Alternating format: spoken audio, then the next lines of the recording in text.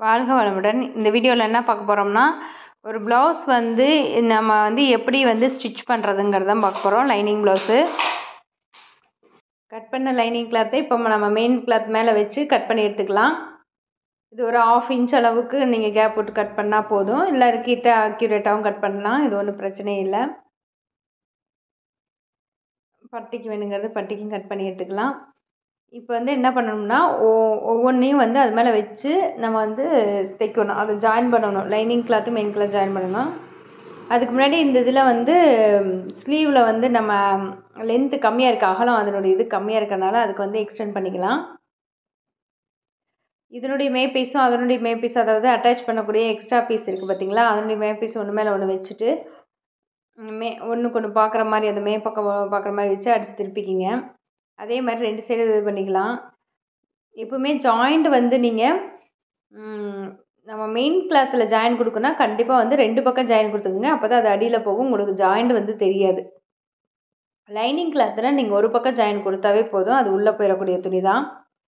So இப்போ main கிளாத்தில் தைக்கும்போது நீங்கள் வந்து 2 பக்கமும் வந்து ஜாயின் கொடுத்துக்கணும். அப்போ உங்களுக்கு வந்து அந்த கட் மார்க்கு இந்த வெளியிலே வந்துடும், அது உள் பக்கம் போகக்கூடியது மாதிரி வந்துடும். இப்போ ஸ்லீவ் வந்து நம்ம ஒரு 1/2 இன்ச் அளவுக்கு மடித்து இன்னொரு 1/2 இன்ச் மடித்து நம்ம வந்து 1 இன்ச்சு வந்து அதில் உள்ள ஃபோல்ட் ஆயிடும். நம்ம ஃபோல்ட் பண்ணி தைச்சிடலாம்.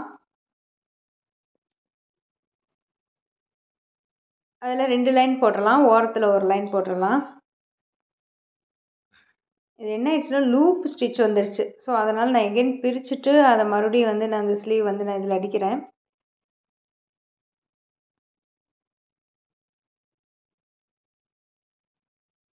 திரும்ப அடிச்சிட்டேன். அடுத்ததை வந்து அந்த ஓரத்தில் ஒரு தையல் போட்டுடலாம். போட்டு இப்போ வந்து நம்ம எல்லாமே லைனிங் கிளாத் வந்து மெயின் கிளாத் மேலே வச்சு அடித்து திருப்பிக்கலாம். இது யாருக்கெல்லாம் அடித்து திருப்பணும் அப்படின்னா, அதாவது மேக்ஸிமம் வந்து எல்லாத்துக்கும் அடித்து திருப்பலாம்.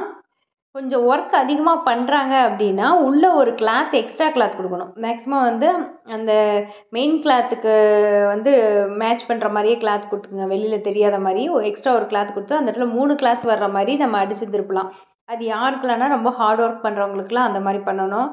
நம்ம நார்மலாக வந்து கொஞ்சம் ஹார்ட் ஒர்க் பண்ணாத பர்சன்லாம் இருக்காங்கன்னா அவங்களுக்குலாம் வந்து நம்ம டேரெக்டாகவே அடித்து திருப்பிக்கலாம். உள்ளே வந்து நம்ம வந்து கேன்வாஸோ கிளாத்தோ வைக்கணுங்கிற அவசியம் இல்லை. இந்த கேன்வாஸு இந்த கிளாத்தில் எக்ஸ்ட்ரா கொடுக்கணும் யாருக்கெல்லாம்னா அதிகமாக ஒர்க் பண்ணுறவங்க, இந்த கொஞ்சம் ஹார்டாக ஒர்க் பண்ணுறவங்களுக்கு நம்ம வந்து அதை வச்சு கொடுத்தாகணும். இல்லைன்னா என்ன ஆகுனா அது கிழிஞ்சிரும், ப்ளவுஸ் வந்து கிழிஞ்சிரும். அதனால் நம்ம எக்ஸ்ட்ரா வந்து ஒரு கிளாத் வைக்கணும். இப்போ இதை வந்து நம்ம அடித்து திருப்பிட்டு சுற்றி வரோம், நம்ம என்ன பண்ணோம் லாங் ஸ்டிச் போட்டு நம்ம ஓட்டிட்டோம். இப்போ எக்ஸ்ட்ரா இருக்கக்கூடிய கிளாத் எல்லாத்தையுமே கட் பண்ணி எடுத்துடணும். நீங்கள் என்ன ப்ரொசீஜரில் வந்து செய்கிறீங்களோ அதுவே வந்து எல்லா ப்ளவுஸ்க்கும் ஒரே மாதிரி செய்யுங்க. எதை ஃபஸ்ட்டு செய்கிறீங்க எதை செகண்ட் செய்கிறீங்கிறது கரெக்டாக செஞ்சிங்கன்னா அந்த ஸ்பீடு வந்து ஆட்டோமேட்டிக்காக அது வாட்டுக்கு வந்துடும்.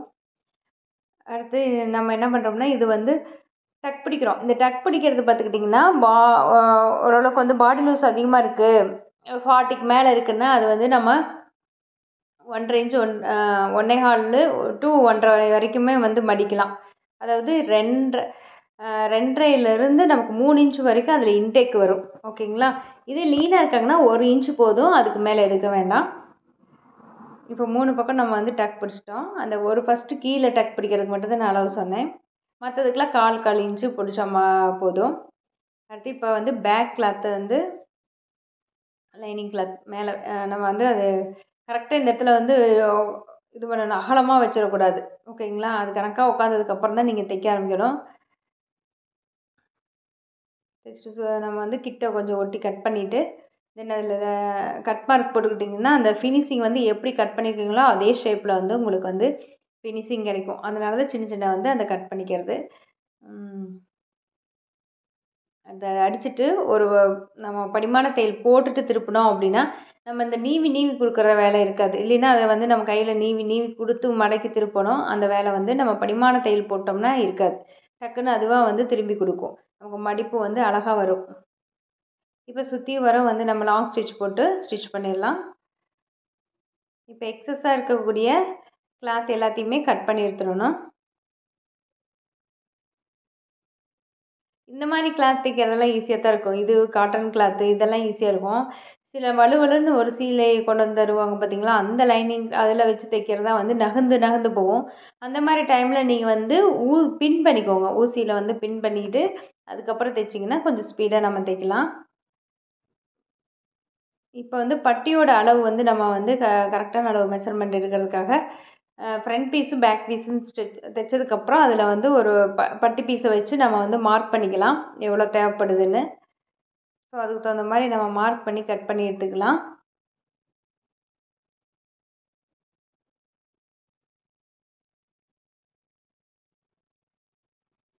இப்போ அதுலேருந்து 1 இன்ச் எதுக்காகனா உள்ள இன்டெக்கு நம்ம உள்ளே கொடுக்குறோம் இல்லைங்களா, சீம் அலவன்ஸ். அதனால வந்து நம்ம மேலே ஒரு 1 இன்ச்சுக்கு இந்த லாஸ்ட்லேயும் அந்த லாஸ்ட்லேயும் 1 இன்ச்சுக்கு வந்து நம்ம வந்து எக்ஸ்ட்ரா விட்டு தான் கட் பண்ணணும்.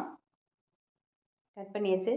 இப்போ இது வந்து நம்ம மொத்தமாக கொடுத்தா தான் என்னாகும், பட்டி வந்து மொத்தமாக கொடுக்கறதுக்காக 2 லைனிங் கிளாத்து ஒரு மெயின் மொத்தம் 3 கிளாத் அந்த இடத்துல வரும்.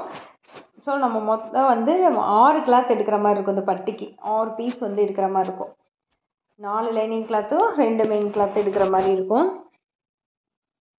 எதுக்காக பட்டி வந்து மொத்தமாக கொடுக்கணும்னா அப்போ தான் வந்து உங்களுக்கு வந்து ப்ளவுஸ் வந்து மேலே தூக்காமல் கீழே வந்து ஸ்டிஃபாக நிற்கும். அப்படி நிற்கும்போது ப்ளவுஸினுடைய லுக்கே நல்லாயிருக்கும். அதுக்காக பட்டி வந்து நீங்கள் மொத்தமாக கொடுத்துக்குங்க. இல்லை திக்கான ஃபேப்ரிக் இருக்குன்னா கூட நீங்கள் அதை வந்து நடுவில் கொடுத்துக்கலாம். வேறு கலரில் தான் இருக்குது அப்படின்னா அது நடுவில் கொடுத்துக்குங்க. மேக்ஸிமம் வந்து அந்த கலர் வெளியில் தெரியாத மாதிரி பண்ணிக்கோங்க. இப்போ இது அதே மாதிரி அடித்து ஒரு 1/2 இன்ச் அளவு அடித்து திருப்பிட்டு நம்ம சுற்றி வர லாங் ஸ்டிச் போட்டுக்கலாம். எக்ஸஸாக இருக்கக்கூடிய கிளாத்தை கட் பண்ணி எடுத்துடலாம்.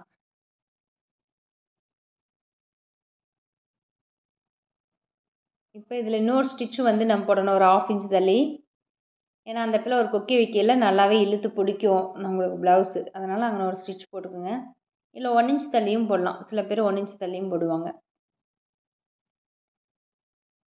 அடுத்தது நம்ம ஃப்ரண்ட் பீஸோட ஜாயின் பண்ணுறோம். 2 தையல் போட்டுக்கோங்க. கொஞ்சம் கொஞ்சமாக நகர்த்தி நகர்த்தி தைச்சா தான் அந்த கர்வ் அந்த ஷேப் வந்து உங்களுக்கு அழகாக வரும். ஷோல்டர் ஜாயின் பண்ணிக்கிறோம். 1/2 இன்ச்சு வந்து விட்டு நம்ம ஷோல்டர் ஜாயின் பண்ணிக்கலாம். உங்களுக்கு வந்து இந்த ஷோல்டர் ஃபால் இருக்குது அப்படிங்கிறவங்க என்ன பண்ணணும்னா அந்த ஃப்ரண்ட் ஃபேப்ரிக்கில் கொஞ்சம் ஷோல்டர் வந்து கிராஸ் கட் பண்ணிக்கலாம். ஓகேங்களா, அந்த ஷோல்டரு நெக்குக்கு விற்று விட்ருப்பீங்க இல்லைங்களா, அதுலேருந்து ஒரு 1/2 இன்ச் வந்து நீங்கள் ஒரு கிராஸ் கட் பண்ணிக்கிட்டிங்கன்னா உங்களுக்கு வந்து அந்த ஷோல்டர் ஃபால் இருக்காது. அடுத்து இப்போ வந்து ஸ்லீவ் வந்து நம்ம எவ்வளோ அளவு வந்து பழைய ப்ளவுஸ் வச்சு நம்ம அளவு பார்த்துக்கிட்டு தைக்கலாம்.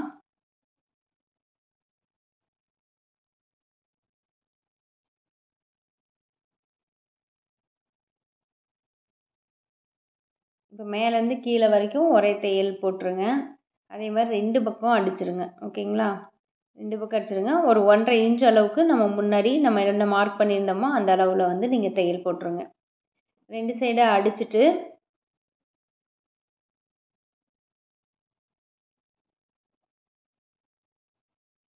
இப்போ கொக்கி பட்டி ஹூக் பட்டி வைக்கணும். அதுக்கு பீஸ் எடுத்துக்கலாம். ஹூக் பட்டிக்கு ஒரு 3 இன்ச்சும் கொக்கி பட்டிக்கு ஒரு 2 இன்ச்சும் இப்போ கிளாத் இருந்தால் போதும். ஸோ இப்போ வந்து நம்ம கொக்கி பட்டிக்கு வைக்கிறோம். ஃபுல்லாமே நம்ம வந்து மடக்கி தையல் போடணும். ஃபஸ்ட்டு தையல் போட்டு அதுக்கப்புறம் ஒரு படிமான தையல் போட்டு அதுக்கப்புறம் அந்த படிமான தையல் வந்து அது வரைக்கும் நம்ம ஃபுல்லாக மடக்கிடணும். உள் பக்கமாக மடக்கிடணும். மடக்கிட்டு நம்ம ஒரு தையல் போட்டுடலாம். அடுத்தது வந்து ஹூக் பட்டிக்கு வந்து உள்பக்கம் வச்சு தான் தைக்கணும். உள்பக்கம் வச்சு ஆரம்பிங்க. கொக்கி பட்டிக்கு வெளிப்பக்கம் இருந்து உள்பக்கம் திருப்பணும். வெளிப்பக்கம் வச்சு ஆரம்பிக்கிறோம். இது வந்து உள்ளேருந்து ஆரம்பித்து வெளிப்பக்கம் பக்கமாக திருப்புறோம். இதில் நான் என்ன பண்ணியிருக்கேன்னா தையல் வந்து 1ல் வச்சுக்கிறேன். ரொம்ப குட்டி குட்டி தையலாக போடுறேன். அதனால் நம்ம அந்த டக்கடிக்கிற வேலை இல்லைங்க. ஸோ இதில் பார்த்துக்கிட்டிங்கன்னா 5 வீப்பட்டி வந்து நம்ம வைக்கிறோம். மேலே அந்த நடுவில் பிடிச்சிருக்கோம் பார்த்திங்களா, அந்த இடம். 3வது பார்த்துக்கிட்டிங்கன்னா பட்டியோட ஆரம்பம், பட்டியோட லாஸ்ட்டு, அப்புறம் பட்டிக்கு நடுவில். இதில் மொத்தம் 5 இடம் வந்து நம்ம பிடிச்சிடுறோம். அடுத்தது பேக் டக்கு. அது ஒரு 1/2 இன்ச்சு நம்ம வந்து ஃபோல்ட் பண்ணி பிடிச்சிடலாம். நம்ம 1 இன்ச்சு தான் அதில் எக்ஸ்ட்ரா விட்டுருப்போம். அந்தளவுக்கு நமக்கு பிடிச்சா போதும்.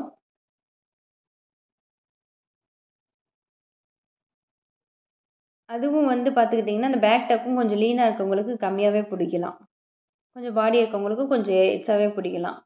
அது ஒவ்வொருத்தவங்களுடைய உடம்பு வாக்கு பொறுத்து அந்த அளவு வந்து கண்டிப்பாக மாறுபடும். எல்லாத்துக்கும் ஒரே மாதிரின்னு சொல்ல முடியாது. இப்போ எல்லாத்துலேயுமே வந்து ஆஃப் இன்ச்சு அளவு விட்டு நம்ம ஃபுல்லாக ஒரு 4 தையல் போட்டுடலாம். அவங்க வந்து ஏதாவது தேவைப்பட்டால் பிரிச்சுக்கிற மாதிரி ஒரு 4 தையல் போட்டுடலாம். அவ்வளோதாங்க, ப்ளவுஸ் முடிச்சது. தேங்க்யூ ஃபார் வாட்சிங் திஸ் சேனல்.